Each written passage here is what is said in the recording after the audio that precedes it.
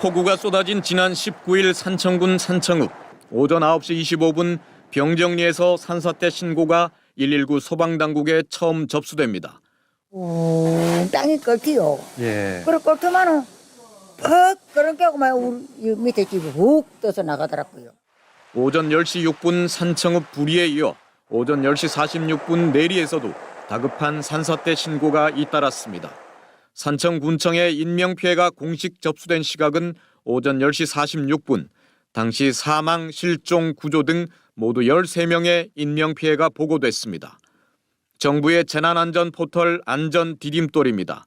지난 19일 새벽 5시부터 행안부 등 산청군 주민들에게 발송된 재난 문자는 모두 92건, 산청군이 산사태와 관련해 주민 대피 문자를 첫 발송한 건 오전 10시 43분 신안면 외송리입니다. 이후 오후 1시 50분 전 군민 대피 명령을 내리지만 산청읍 등 이미 대규모 산사태 피해가 발생한 뒤입니다. 경상남도는 이보다 더 늦은 오후 3시 32분과 3시 57분 두 차례 산사태 위험지구 대피 명령 문자를 보냈습니다. 전반적으로 이제 피해가 이제 많이 우리한테 이렇게 올라오고 상황이 안 좋다, 더 안 좋아져 가고 있다는 쪽으로 얘기를 하기에 급하게 또 문자를 좀 더 보내라고 이렇게. 인명 피해를 막겠다는 선제 대응과는 거리가 멀어 보입니다. 산사태 경보 발령 시점도 적절했는지 의문입니다. 산청군이 산사태 경보를 발령한 시점은 낮 12시 37분. 산림청이 산사태 정보 시스템을 통해 이미 오전 10시부터 산청군 11개 읍면 전 지역에 산사태 경보 예측 정보를 공개했지만 즉시 반영되지 않은 겁니다. 산사태 특보는 기상특보와 달리 산림청이 예측 정보를 전달하면 일선 시군마다 상황 판단 회의를 통해 자체적으로 주의보와 경보 발령을 내립니다.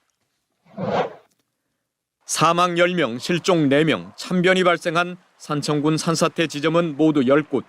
이 가운데 산사태 취약지구로 지정된 곳은 단성면 방목리 단 한 지역뿐, 나머지 9곳은 평소 산사태 관리 대상이 아닌 곳으로 산사태 취약지구 지정에 대한 전면 재검토 필요성이 제기되고 있습니다.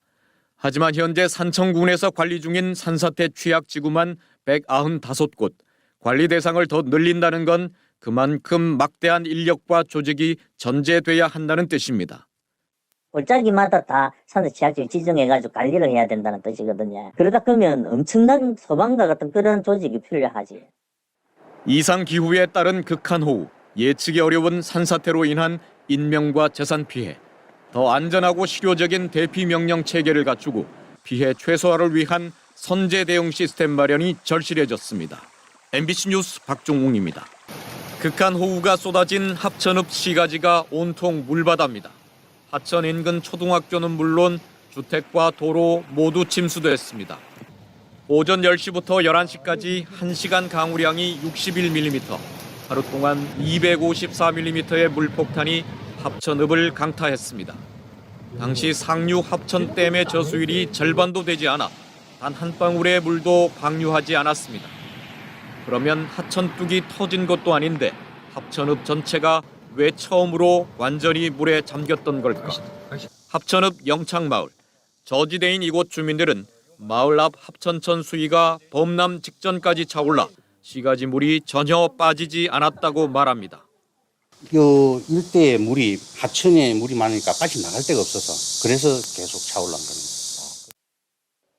순식간에 마을로 들어찬 물을 강 쪽으로 빼내기 위해 합천천 방호벽을 깨뜨려야 했습니다.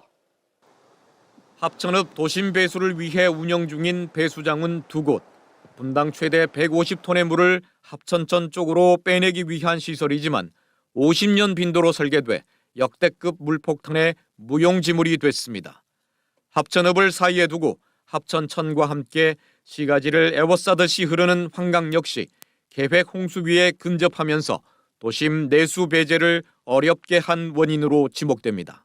그 황강과 합천천에서 이제 유입되는 그 강수량이 너무 많기 때문에 그 배제를 못 했습니다. 그러다 보니까 순식간에 물이 차올라서 시가지가 침수한. 남강 지류인 신등천이 범람한 합천군 가회면, 높이 6m, 길이 20m나 되는 하천변 집 담벼락이 맥없이 무너졌고 안방까지 물이 들어차 엉망이 됐습니다. 물난리를 피해 간신히 돌아온 집주인은 이게 벌써 세 번째 수해라고 하소연입니다. 와 보니까 이제 초토화가 돼 있는 거죠. 땀이 안 보이니까 이제 방을 들어가 본 거죠. 들어가니까 방부터 해가지고 물이 다 차가 있었죠. 강변 500m를 따라 30여 가구가 피해를 봤습니다. 주택, 가게 할 것 없이 수해를 입은 주민들은 응급복구에 구슬땀입니다. 토사도 치워야 되고 수해 복구 작업하고 있습니다. 최대한 안전하게 작업하겠습니다. 폭우에 거대한 양의 토사가 쓸려 내려오면서 어디가 길인지 구분이 되지 않습니다. 전신주와 나무들도 힘없이 쓰러졌고 위쪽 마을의 몇몇 집들만이 겨우 보일 정도입니다. 흰 가금물은 100여 미터를 쓸려 내려와 토사 한가운데 간신히 멈춰섰습니다.